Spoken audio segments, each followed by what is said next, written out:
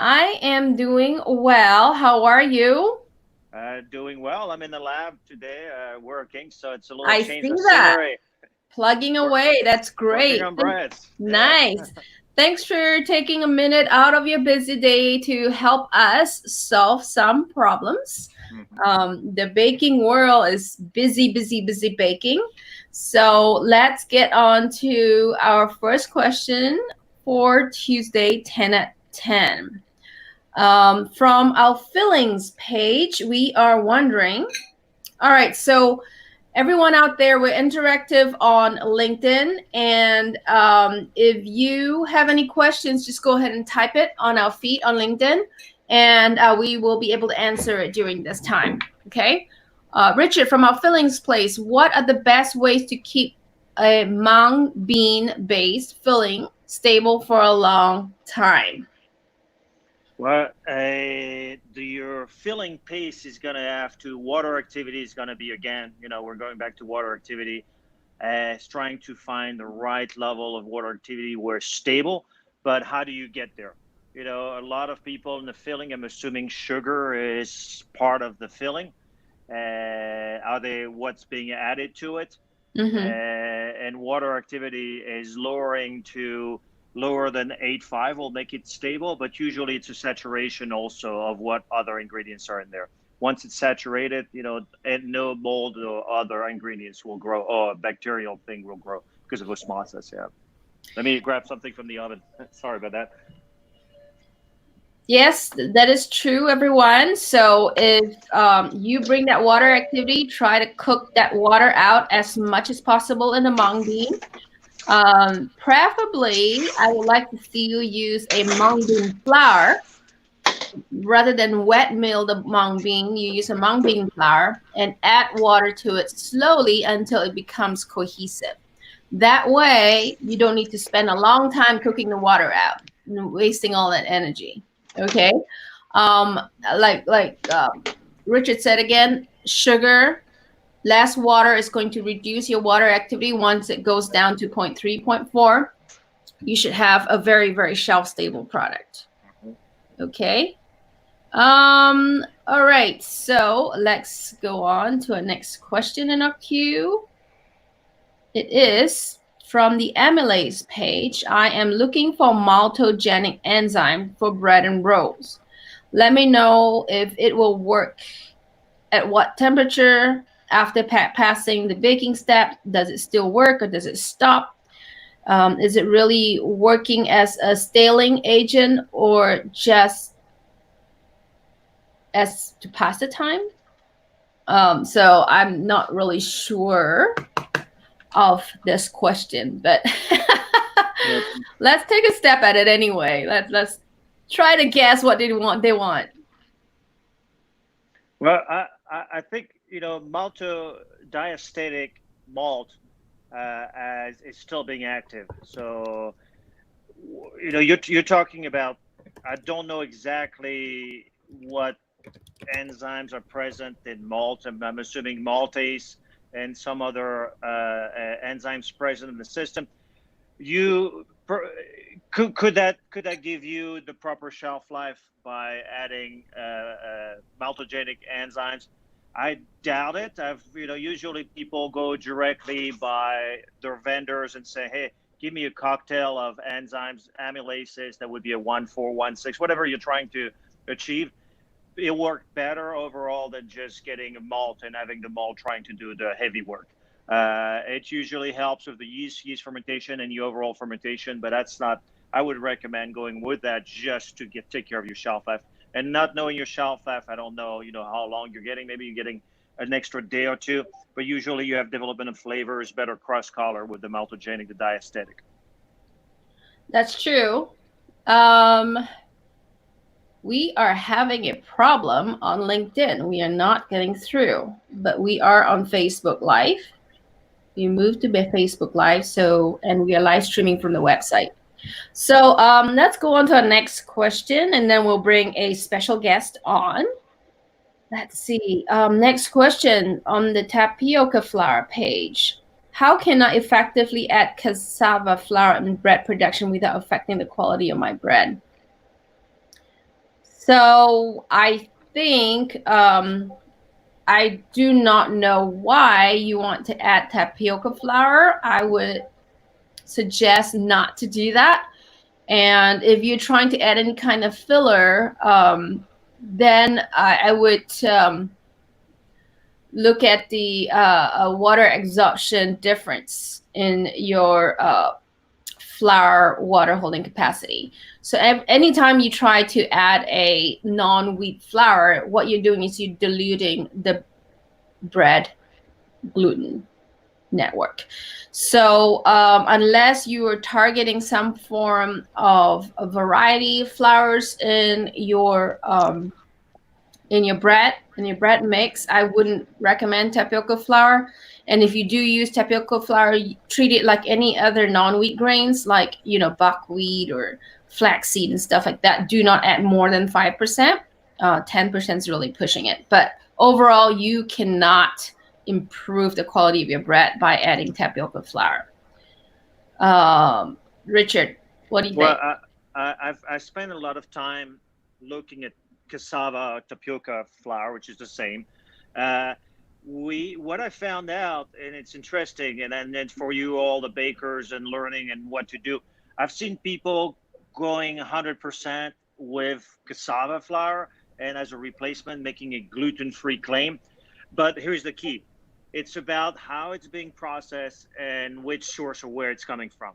I found out by trying about 4 or 5 different cassava flour that don't behave the same way. Even though the name on the bag would say cassava, they're not the same. So my recommendation so far, I found that the one coming from Brazil has a higher, better quality, but you have to see how it's being milled because there's a process to it. And you can find a lot of links and search online, but I would say start there because the functionality will vary greatly based on where it's coming from and how it's being milled. Oh, you got cut off there for a second.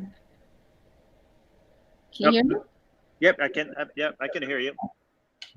Okay. Can you repeat the last portion of your speech because you got cut off?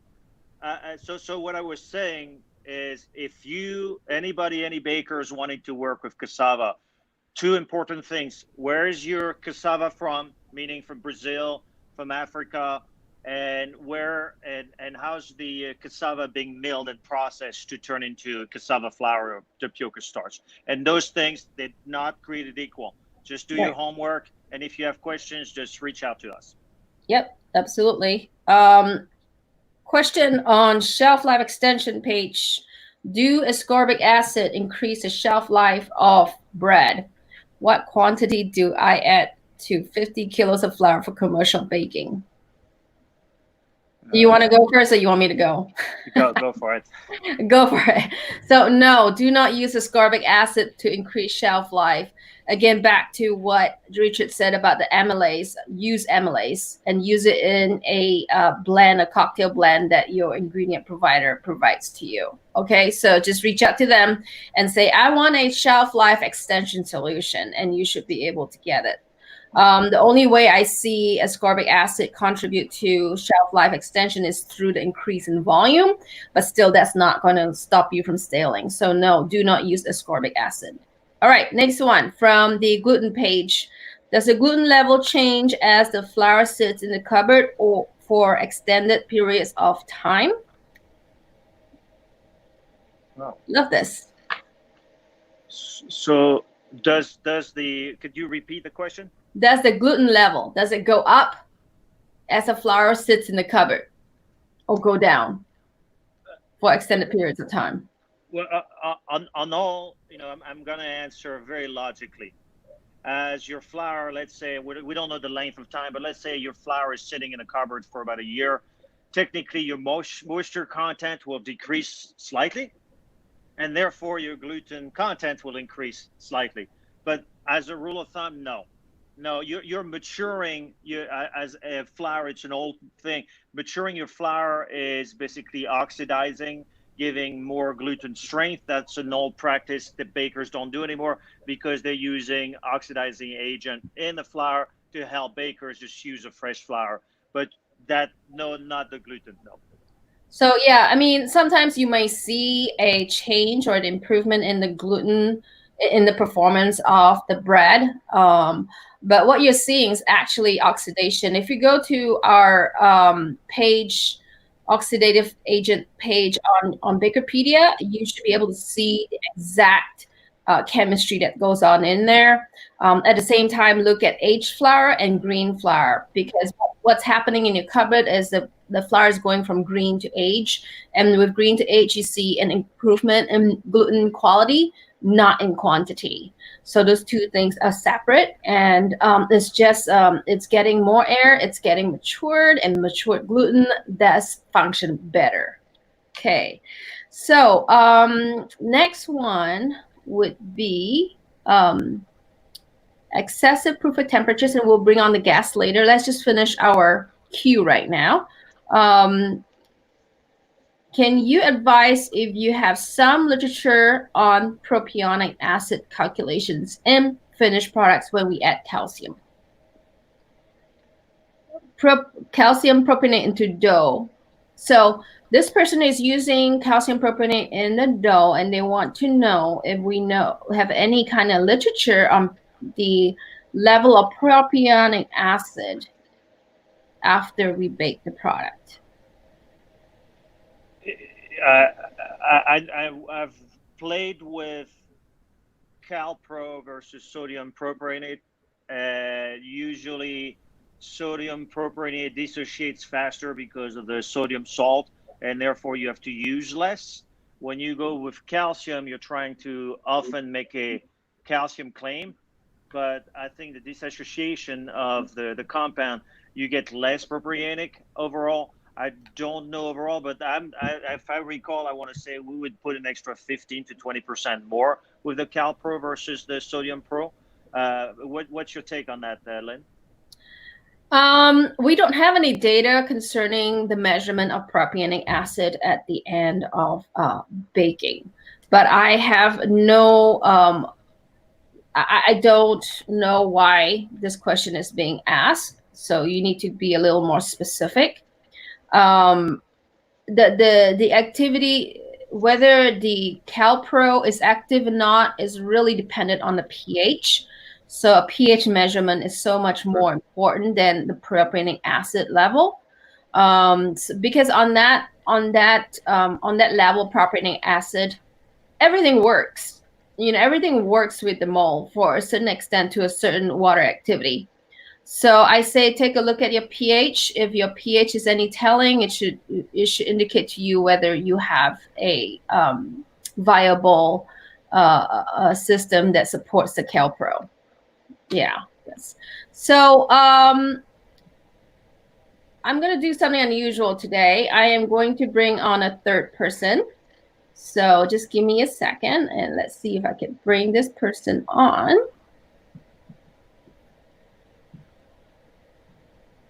Hello. Can you hear me? Gary? Yeah, there you go. I can hear you. You can? Awesome. I assume you can hear me. Yes, we can hear you. Can you hear him, Richard? Yes, I can. Good afternoon. All right. Good So we have Gary all the way from UK. He is a baking specialist, and he has a question on bread processing. Gary, go ahead. Oh. Hi, can you hear me? I can hear you. Yep. Loud and clear. All right. So are you able to maybe you could chat onto write your question onto chat, maybe. So let's see. So he's having the same problem as you, Richard. What did you do previously? I just left and logged back in, and it worked.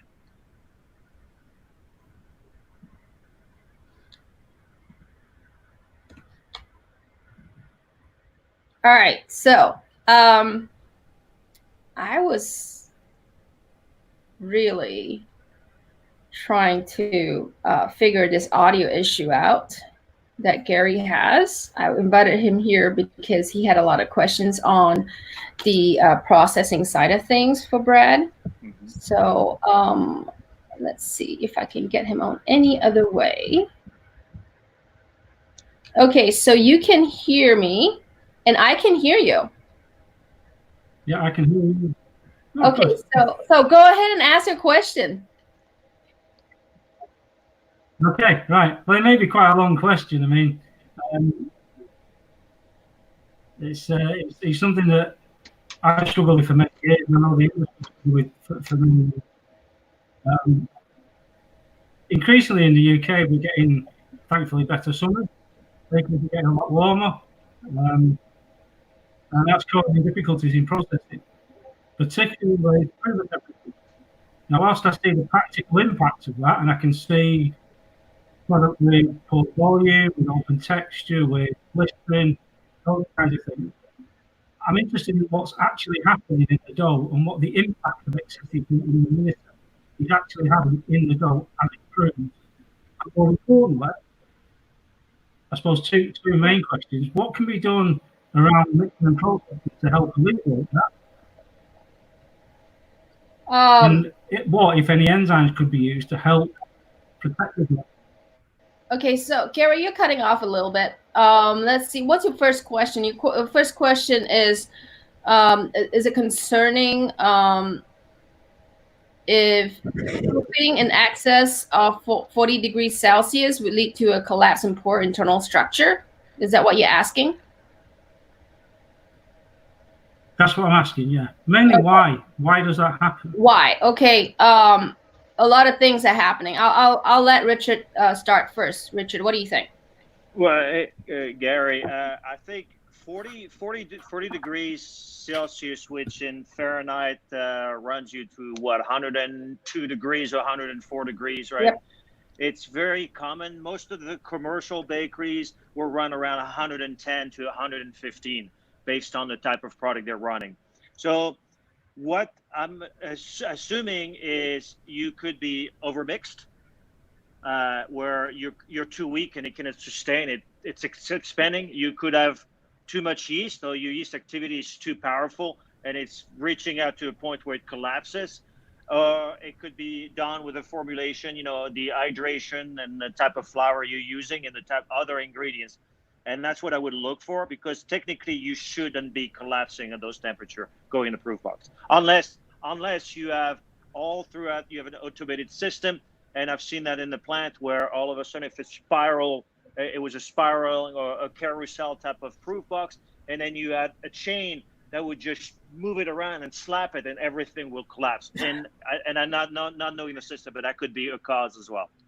So I would like to understand a little bit more about the process. Do you agree that it is a Charliewood process, Gary? Well, I've seen this on both Charliewood. Okay, so and I've also seen it on a sponge and dough. I'm talking specifically about hamburger bun. Okay, so with Charliewood process, which is a really straight, fast process, you need more dough conditioners. Basically, that's the solution. And if you run it with green flour, so flour that's been milled before, an extended period of time, maybe less than 2 weeks to use it, you need more dough conditioners. So with the Charliewood process, it is very, very, very sensitive. So more dough conditioners you have to depend on to be able to handle that kind of stress in the proofer. Okay, if it's a sponge and dough, then it gives it more conditioning of the dough during fermentation. So you would be able to handle tougher proofing conditions better. Okay, but still, I don't see at above 95, 100, I don't see anyone not using dough conditioners, right? Because you need that extra strength. You need the extra oxidation. For me, I'm like, that's what protease probate is for. But, a lot of people don't like that sound. They go into enzyme solutions. They go into, extra gluten. They go into a better oxidation. Okay, so anything between 88 potassium bromate would work, but it does not allow. Ascorbic acid and a enzyme blend should be able to prevent that collapse. So that collapse is really because of a weak dough. When you stress the dough so much with a short Charlie Wood process, you are going to get a lot of stresses in the dough, and you need to recover. And that's why you're getting the structure you're getting in such high temperatures. I hope that answers it. It does, yeah. I mean, I've been doing some other research into kind of it. So when I see the effects of the dough breaking down, I'm keen to understand exactly what's breaking down. Is it the lipids in the No, flour breaking down? It's just when you ferment a dough, and well, firstly, it's not relaxed. Okay, when you're doing a Charlie Wood process, it is not relaxed, so it's really tight and it's really stressed. And what happens is when it's stressed, the gluten forms don't form properly. And when that doesn't happen, you have a structure like that, and then you put it more stress in the proofer, it just basically breaks down. The gluten breaks down. That's what you're seeing in hot conditions, right? Plus the yeast enzymes, which are not helpful during the proofing process, and it's a lot of that being produced at that temperature. It just pretty much overproofs the dough, and I don't know what about Richard's take on this, but basically yeast plus hot temperature plus unstable gluten, you're gonna have a breakdown. Yeah, I would at one point, Gary, not knowing, I come from a background also of milling. What flour are you using? Because the flour, how you start it, and the type of flour, I would use either a farinograph, look at the mixing tolerance index. That would be a great indication to know. And if you don't have that, I know in Europe they will use the Avogadro from Chopin.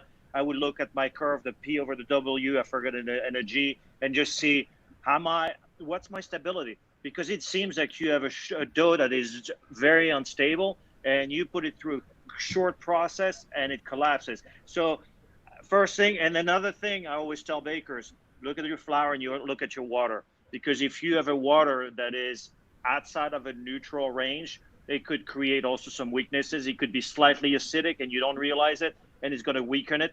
And your yeast, if you have extra, over fermenting, I don't know the entire process. It could be creating glutathione and basically weakening of the dough as you go through the process. So many factors to check throughout, and not having all the paperwork in front. I agree with Lynn. I think it's a bit complex, but it's fixable. Start with the flour. The interesting point you make there is about the water. Well, water dilute. One of the bakeries I'm talking about. Water affects the gluten network. It's in a really hard water area, so really hard content. Sorry, can you say that again? One of the bakeries that I'm working with, they're in an area of the country that's got a really hard water, so it's got a really high mineral content. Oh. We seem to see the problem more there than bakeries in the north of the country. So hard water versus soft water, you're saying? Yeah. Okay. Typically worse in a hard water area. Yeah, that would make sense. That would really make a lot of sense, because the hard water feeds the yeast that makes it more active, right? So you're going to have more activity with the hard water than with the soft water. So that's a plus. That's really a plus. So you can use less yeast with hard water areas. Less yeast and less fermentation time. Is that the bread coming out of the oven? Yes. That's great. That's really helpful. Yeah. So does that answer your first part of the question? It does, yeah. Great. What's the second part of your question?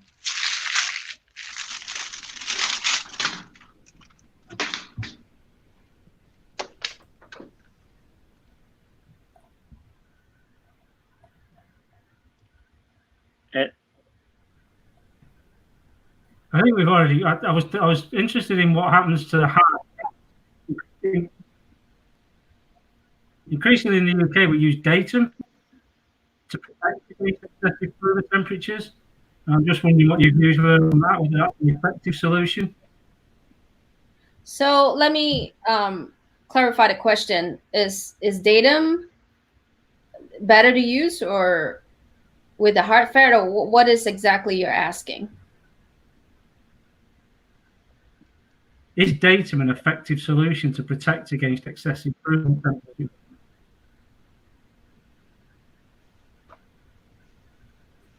Is datum an effective ingredient to use, Richard, in I believe the proofer, to see this kind of stability? I would say not necessarily. You know, datum has been used also to really help with heavy machinery and a lot of like chopping and pumping. It will help you with the Charlie Woods process to regain some strength. But are we, you know, is your formulation being dosed enough of the datum? Are you overdosing as well, which could have a, you know, it's something. Usually, Gary, a lot of bakers will use combinations of different conditioners to help themselves, but I don't think datum alone can be the solution. Yeah, data alone can't be the solution, but it needs to be part of the solution, though. I mean, anything that contributes to the protein network, you're talking about SSL or datum, you know, and depends on the kind of product you use. I mean, if you're talking about a hamburger bun, the datum is a key way to go. But SSL works great in artisan bread like type products, you know, so that's why in a lot of the blends you see SSL and datum right together, because you can never know what's going to happen. I think that's pretty much the band-aid that the ingredient solution providers have given the baking industry in terms of datum, SSL, and enzymes and oxidizing agent. So between all of this is what works in the proofer. And especially when you are a operator of the system and you have to deal with all this variation in flour, all these bottlenecks in the bakery, you know, it's so hard to like fine tune things sometimes that it helps to have an ingredient solution that is almost like a band-aid to the entire process. So you can go as high up as 105 degrees Fahrenheit, which is probably about 45 degrees Celsius, to as low as 95 degrees Fahrenheit. You know, it gives you that room for error. You know, so yes, to a certain extent, datum does help, you know, but not just datum alone, datum with all these other solutions as well. And anything that provides that extra help to keep that gluten network together, that's what we're looking for. So if you're looking for solutions to help with the proofer, to prevent that that poor internal structure, it has to be anything to do with the gluten network. I hope that makes sense. It does. It makes great sense. Thank you. Yeah. So I don't think in England you have much of a choice, because a lot of people, a lot of bakers there use, you know, short dough process. So I feel like the best thing that you could recommend to any bakeries there right now is to look at the flour and to make sure that they get the right flour, right? And if you do produce a enzyme solution or an ingredient solution, is to make sure that you work well with their flour, because you have to provide something that deals with their flour variation, you know, and with that comes understanding their process, like what you're doing, and also understanding the baking process as well, because a lot of people don't understand that different ingredients in terms of the oxidization blend affects texture a lot. Okay, so I don't know if you have listened to any of our thermal profiling seminars, and if you've even heard about thermal profiling, Gary. I do use thermal profiling in one of the data I go to. So I've got some understanding. Yeah. So as long as that thermal profiling oven process is right, you know, and make sure that you have the right blend of dough conditioners. Honestly, you can run your proofer as high as possible. I hate to say it, but that's true. Well. Yeah. All right. So, if there, go ahead. My final question is: how high is too high? Is there a critical temperature at which nothing will help? I'm in agreement with Richard on this one. And how high is too high in a proof box, right? That's a question. And actually, I did, and I will mention who I work with, but I did go to a bakery doing a commercial product, and they wanted to go very fast. And their proof box was at 145 degrees Fahrenheit, which in Celsius makes it very hot. It's and the issue, how high is too high, is internally the temperature was starting to basically kill the yeast. It was starting to get at 125, 130. You're starting to modify the starch. You're starting to really change the chemistry of the dough at that temperature. And they were creating sort of a gummy texture. So at this point, I would say it's based on your product. But overall, I've seen from 50 Celsius, 55 Celsius fermentation, long fermentation, all the way to 120 degrees. So, Fahrenheit. To the bakers out there who are listening to this, it's not recommended, right? I mean, Gary has asked one of the limit questions: how high can we go?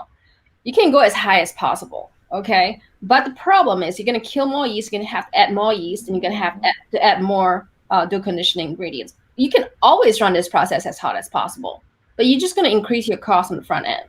Yep. You know, so my suggestion is always follow the recommended fermentation times and conditions that your yeast manufacturer give you. They are the experts. Go to them and ask them.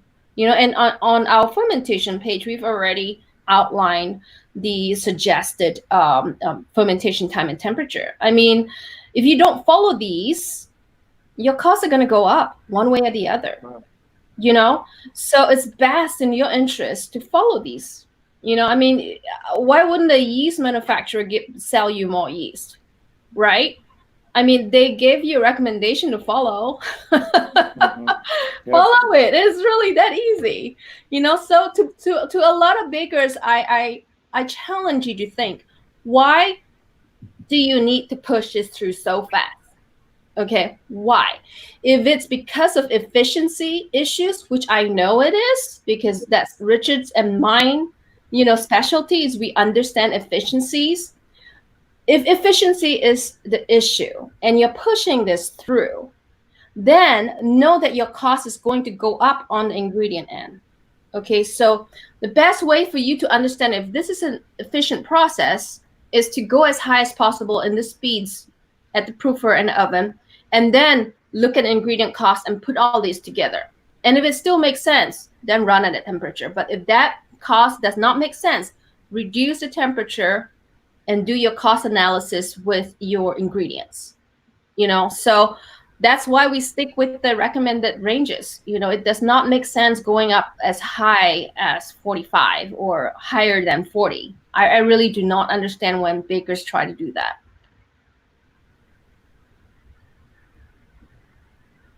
Does that answer your question, Gary?